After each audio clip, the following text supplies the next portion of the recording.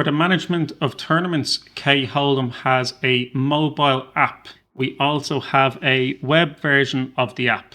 In the home screen at the bottom, you will see your server ID code. In order to access this, you must go to your web browser and type in the IP address :5855. This is the port to bring you through to your mobile app. Here will be your login screen, which you can use your username and password. Next, you will be greeted by the list of tournaments available. In the bottom right corner, we have a filter icon, which you can filter by which club you wish to show on a specific date range you wish to show. Once you click OK, the other tournaments will be hidden from your viewpoint. We can then click into a specific tournament and see how it works.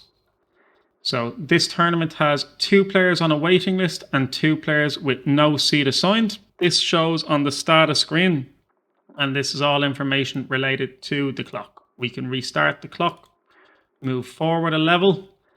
At the bottom of the status screen, we will see all tournament information related to that specific flight. Here we can open, suspend or close the registration state.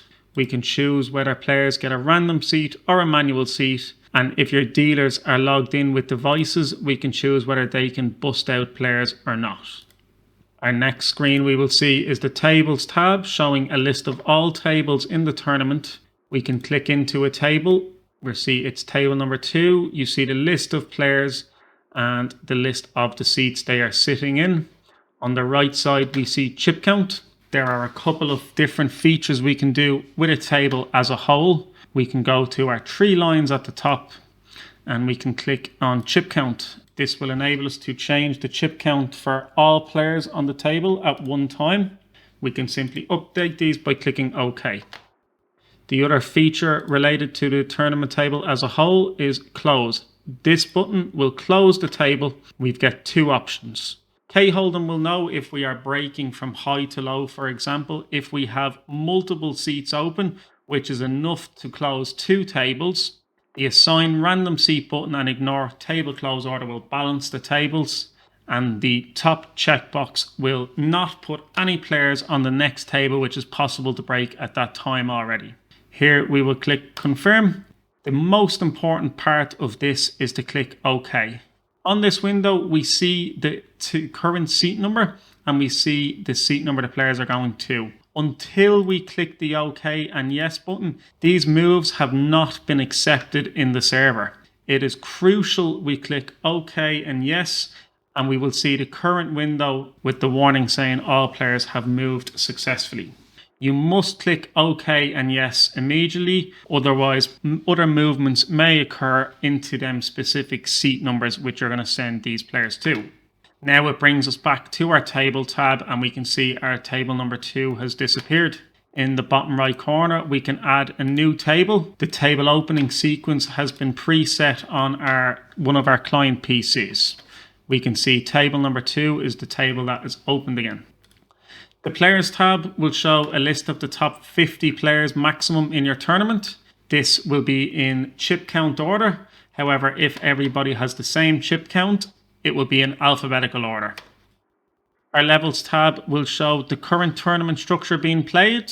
We can also edit the structure from this point. We can choose a specific level. We can set it as the current level. We can change the details of this level, duration, blinds, and we can also change the level note. We can also click on a level and insert something before. This can be a break or another level. Once we insert the break, we see it go above the level we have chosen. Next, we have payouts. Once the payouts have been completed on a client PC, they will be populated and showing which person has had which payout assigned to them. And the History tab shows a list of every single action that has occurred in that flight, and the person responsible for the action is on the right side.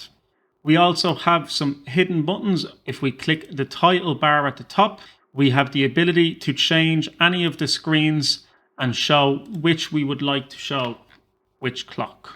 We can show this layout, which now appears on the screen as shown. We can also do a redraw. Here, as discussed via the tournament management window, we can change the number of players and the number of seats on each table for the redraw. We simply click OK, and yes, you get a pop-up saying the redraw has been completed. And once we go back in, we see the table numbers open accordingly with the number of players on each table.